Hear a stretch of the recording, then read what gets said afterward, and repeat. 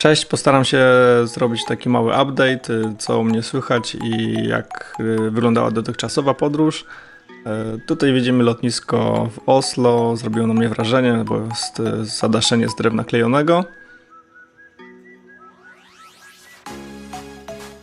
Nigdy też nie byłem w takim samolocie, żeby każdy miał swój telewizor, także oglądałem się chyba z 4 filmy obejrzałem podczas całego lotu. Tu jak widać każdy korzysta.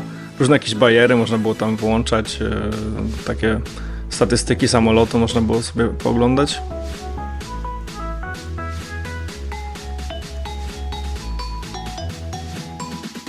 A tutaj zrobiłem akurat zdjęcie, byłem 4200 km od celu, czyli tyle ile będę szedł z buta.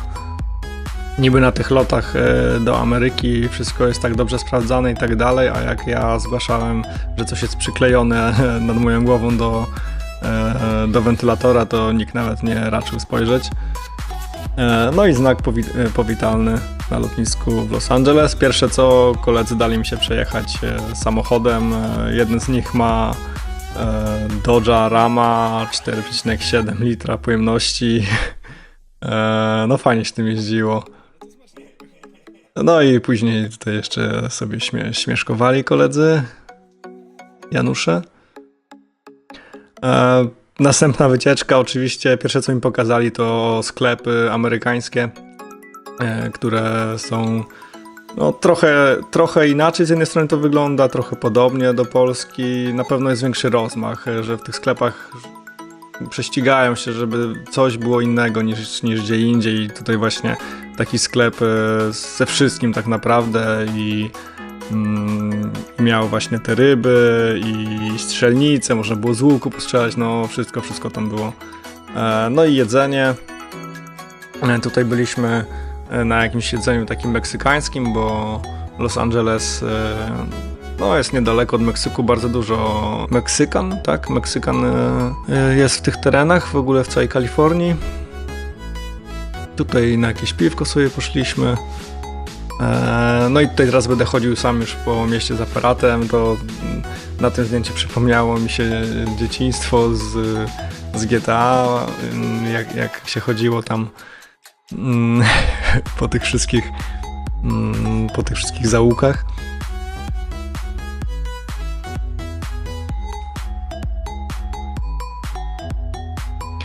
No i te ich amerykańskie flagi, wszędzie to się będzie przewijał motyw po prostu no, do znudzenia. Samochody, no to chyba największe na mnie zrobiło wrażenie, wielkie i wszędzie samochody. A tutaj taki sklep fajnie znalazłem, pin-up z tymi takimi ubraniami z lat, nie wiem jakich, 50. strzelam. Tutaj trochę chciałem pokazać, jak wyglądają takie domy. Nie wiem, czy są typowo amerykańskie domy. Nie wydaje mi się w sumie, chyba zależy w jakim mieście i w jakim miejscu.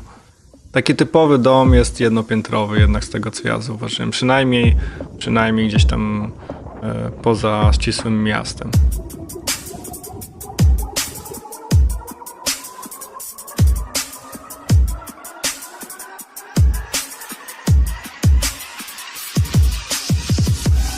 Dobra, zwiedzanie za damem. Jadę gdzieś, nie wiem gdzie. Odwiozłem ziomeczków na koncert jakiś. No ja się tu wożę samochodem, no i... O, proszę bardzo, Porsche za mną. Pokażę jak wygląda ulica. My jesteśmy w takiej okolicy pod Alejem, że wszędzie są te busy Volkswagena, takie klasyczne. Dużo surferów. Oczywiście bez GPS-a bym się zgubił po 2 minutach. No. Mogę sobie tak nagrywać, bo mam automat, więc nie muszę używać 2 rąk do jeżdżenia samochodem. Fajne to jest. No patrzcie jakie widoczki.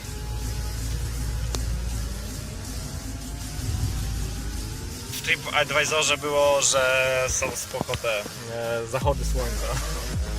Tylko po to miałem.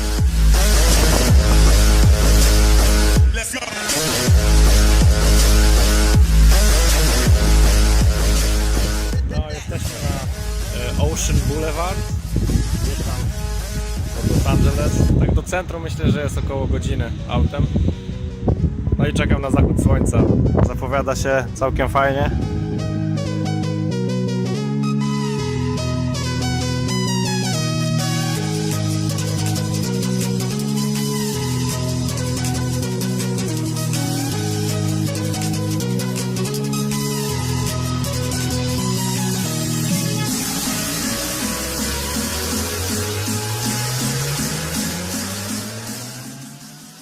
Jak widać, zachód słońca był całkiem udany.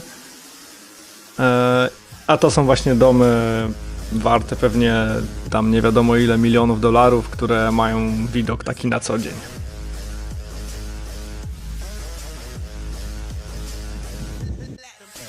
A to już kolejna wycieczka do kolejnego sklepu, tym razem do sklepu z motocyklami, quadami, tego typu przyjemnościami.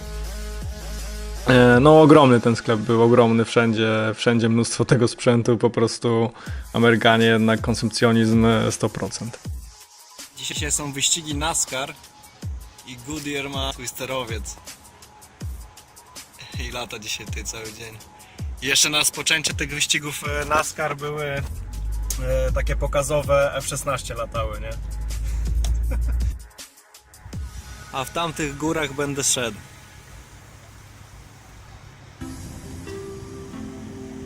Góry Sierra. Ale to dopiero jak przejdę 700 mil pustyni. Kolejna taka rzecz, która mi się rzuca w oczy bardzo, że te wszystkie centra handlowe, ich jest mnóstwo wszędzie, ale że one są wszystkie stare już takie... No u nas to zupełnie inaczej wygląda, zobaczcie sami. To jest jakieś kino na przykład, nie? W takim dużym centrum handlowym, wejście do kina. No takie, nie wiem, to wygląda jakby było modne w latach 90. wszystko, nie? Może koło 2000 roku, ale pewnie wtedy było budowane, nie? Już wtedy u nich takie rzeczy były. A u nas jak się dopiero pojawiają, to są już takie nowoczesne, nie? A tutaj to wszystko zostało. Hi! I'm a tourist. Myślę, że na lotnisku nie było tyle ludzi.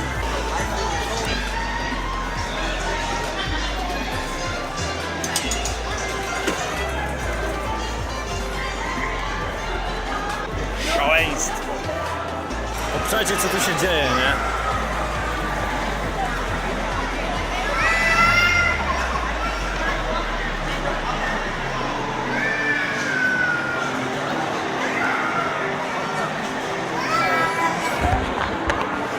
Jestem w Walmarcie.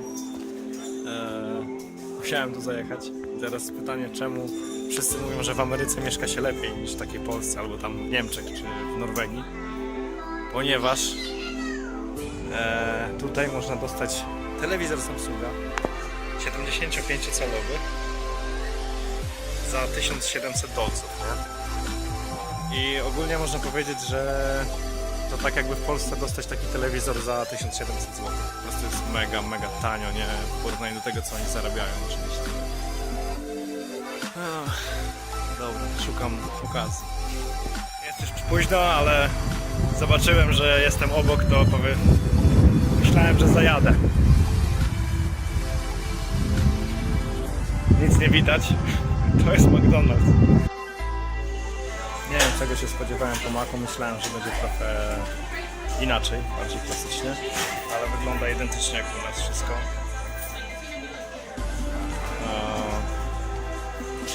Hamburger 99 centów, cheeseburger $1.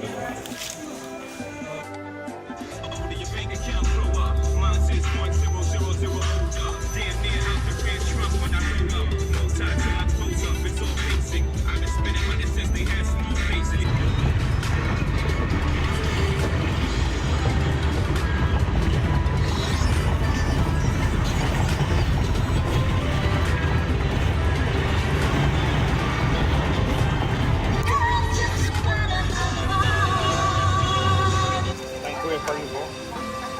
Pierwszy raz. Tutaj mają inną jednostkę, bo mierzą w gałonach. No i jak tankujecie, to możecie od razu obejrzeć sobie reklamy. Normalnie gada do was podczas tankowania, telewizja leci. Teraz będzie parę zdjęć takich z drogi. Tutaj widzieliśmy, ktoś ciągnął Hammera, nie wiem, takiego wojskowego. A tutaj przede wszystkim chciałem pokazać, że Amerykanie na drogach, no to jest po prostu oznaczone jak dla idiotów. Wszystko jest napisane, tak naprawdę nie trzeba w ogóle chyba znaków znać, bo po prostu te najważniejsze rzeczy są zawsze napisane prawie że pełnymi zdaniami. Tu jeszcze taki przykład z krawężnikiem, gdzie nie można parkować ze względu na ochronę przeciwpożarową. Przygody, ciąg dalszy. Wyruszam właśnie do San Diego z Ontario i okazało się, że moi znajomi pracują w firmie spedycyjnej polskiej. Największa polska firma spedycyjna w USA. No i właśnie załatwili mi transport za darmo do San Diego.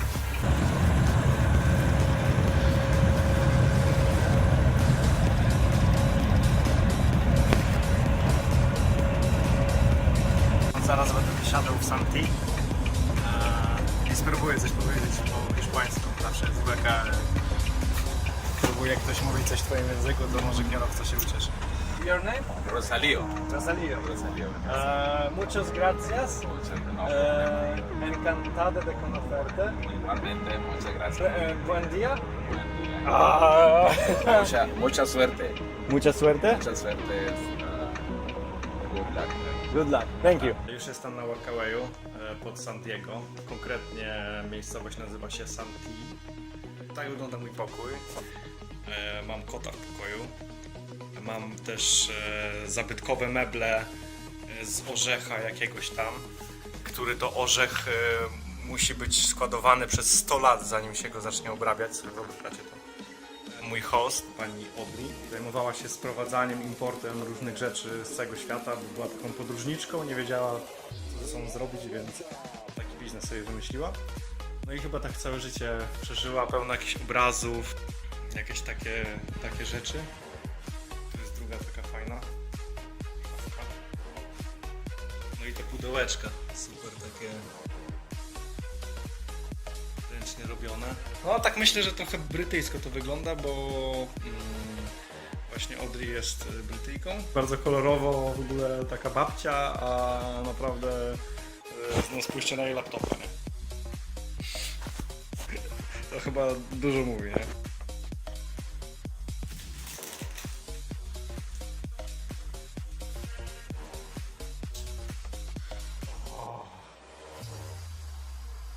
Workaway, coś cudownego. Jednym z moich pierwszych zadań na Workawayu jest naprawienie kuchenki starej, w której jest taki specjalny tam jakiś timer z alarmem, tak jak słychać. I on nie działa, nie? I raz na jakiś czas po prostu się włącza. No i robi taki dźwięk, no i rozbroiłem to całe. Czuję się jakbym rozbrajał bombę, nie? Uwaga, wielki moment.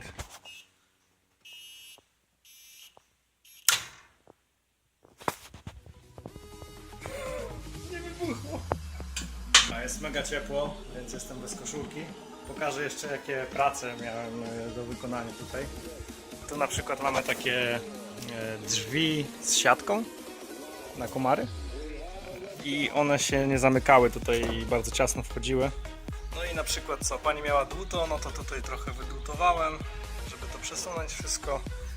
Teraz się nie domykają, więc trzeba było też zrobić haczyk i taki uchwyt. Wszystkie te rzeczy, które ja robiłem, są takie typowo złotorączkowe. Tutaj na przykład ta szafka się rozeschła i trzeba było pomalować, takie rzeczy.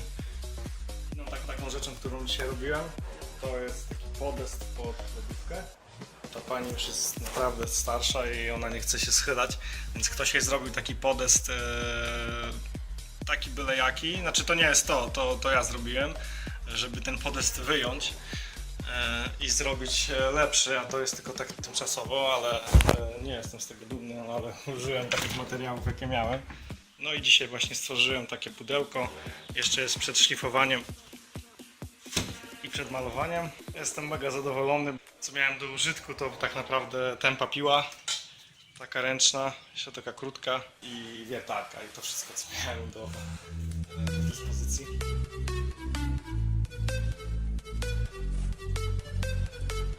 Tutaj wybrałem się na wycieczkę do San Diego, taką jednodniową, żeby przetestować aparat.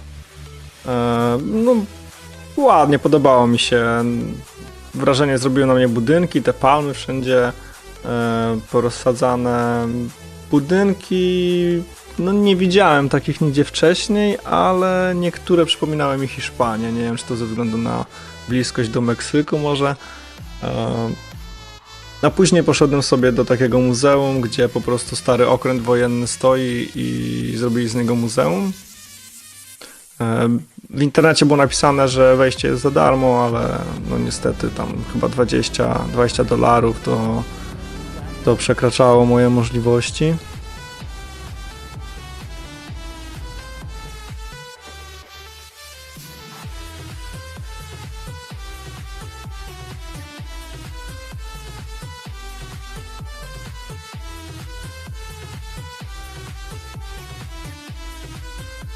A to właśnie z drugiej strony wybrzeża taka statuetka marynarza całującego tam dziewczynę na pożegnanie albo na przywitanie.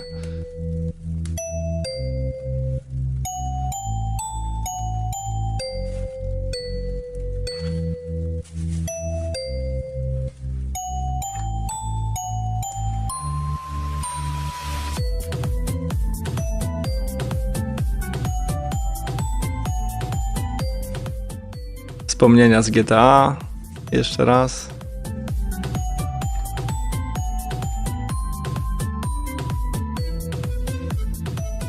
A tutaj już udałem się na taką plażę Ocean Beach. Pełno takich ciekawych ludzi bym powiedział.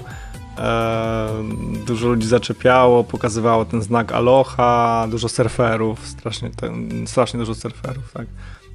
A to taka ciekawostka, u nas się z tym nie spotkałem, ale w Stanach jak się stoi już i się czeka na środek komunikacji miejskiej, to już wtedy może przyjść kontrola i nas skontrolować. Tutaj po prostu z zaskoczenia pani zrobiłem zdjęcie.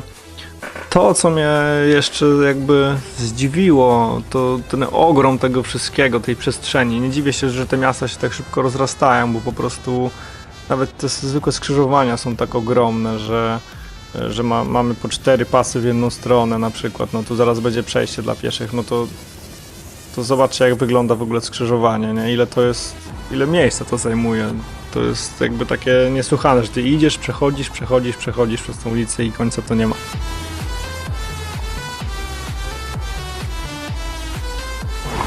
Jestem w San Diego i zwiedzam. Adam zwiedza, nie może być. A tutaj tak znalazłem gościa, który chodzi tak jak w tych wszystkich, wiecie, śmiesznych teledyskach, że widać mu gacie i spodnie ma opuszczone prawie do kolan, to nagrałem specjalnie dla was. Pięknie. Szkoda, że nie mogę zostać trochę dłużej. Jutro czas w trasę, a ja jestem w dupie. Zwiedzam San Diego zamiast się pakować albo coś tam. Jeszcze mam tyle rzeczy do zrobienia. No szkoda.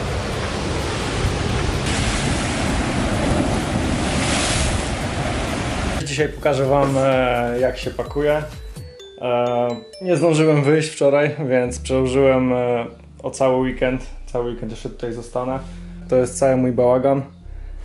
To jest tylko jedzenie, tak? A nie mówię o całym sprzęcie, który leży porozwalany wszędzie dookoła. Mamy tak, to dostałem od hosta. Masło orzechowe, jakiś kurczak, makaron taki serowy, mnóstwo batonów najróżniejszych, z czego najwięcej mam chyba Cliffów, bo one są najbardziej takie kaloryczne po prostu i w miarę dobra cena. Takie posiłki Knorra, które można jeść na ciepło i też na zimno i ja właśnie na zimno będę jadł na razie. Całe pudło kabanosów dostałem od ziomków z Ontario, także dzięki Dawid. To są takie główne dania. To właśnie mashed potatoes, czyli jakieś tam ziemniaki. Taka pulpa ziemniaczana. No i tam się do tego dodaje jakieś, oczywiście wodę i jakieś przyprawy. Tu mam jakieś przyprawy. No i zobaczymy jak to będzie smakować, nie wiem. No oprócz tego nudle jakieś.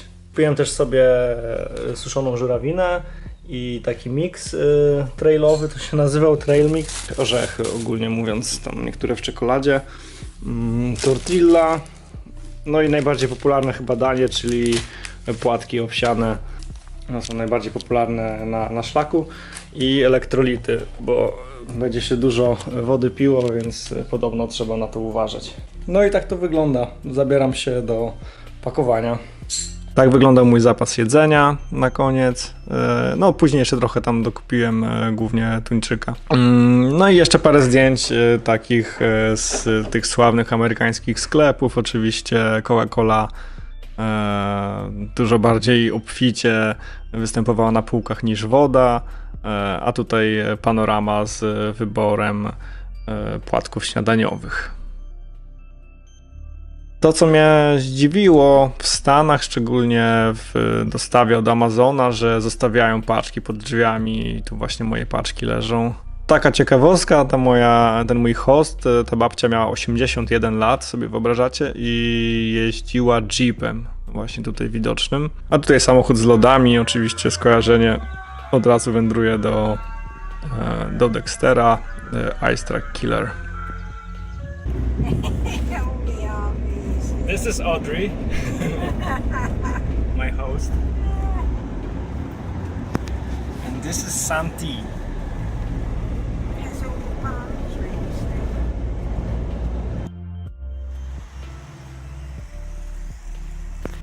Nie wiem, czy to widać na telefonie, ale tam w oddali jest chmura w kolorze tęczy. A Audrey mówi, że to nie jest nic wielkiego, bo oni widzą to cały czas. Nie, jest pięknie, jest pięknie, jest taka pogoda super, że naprawdę nie dziwię się, że tyle ludzi tutaj mieszka. Well, over the ocean. That's where we best sunsets. Over the ocean. It's crazy. Yeah. I ostatnia porcja zdjęć, tym razem no, przeszedłem się po najbliższej okolicy z drugim obiektywem. To, co uderza, to właśnie ta obfitość tego wszystkiego, szczególnie samochodów. Każdy prawdziwy Amerykanin oczywiście ma nie dość, że 4 samochody na podwórku, to powiewającą flagę i zapchany garaż. Pełno rzeczy w garażu i oni tak spędzają popołudnia, że otwierają garaż i tam sobie siedzą i nie wiem, patrzą na te wszystkie rzeczy, które mają po prostu. Mnóstwo też takich drogich samochodów. No to nie jest nic niespotykanego. No z tego co wiem, bierze się kredyt na samochód i taki naprawdę dobry samochód można mieć za, nie wiem, $300 miesięcznie na przykład, tak? No to u nas te raty są powiedzmy 3 razy wyższe.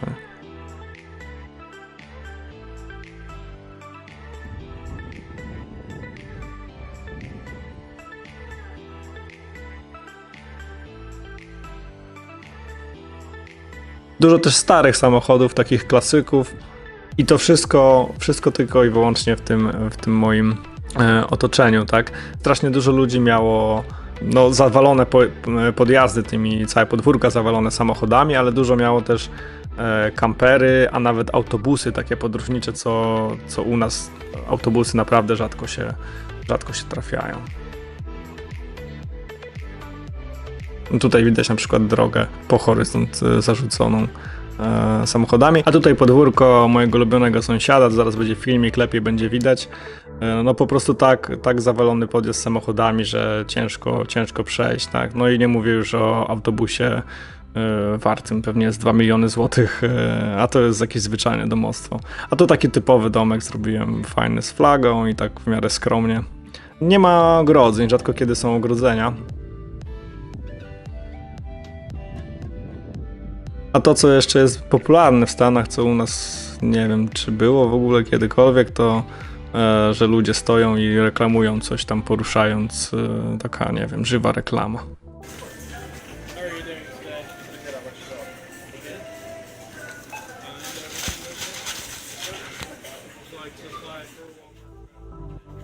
Tutaj mamy jeszcze tak szybki przejazd przez domostwa Amerykan.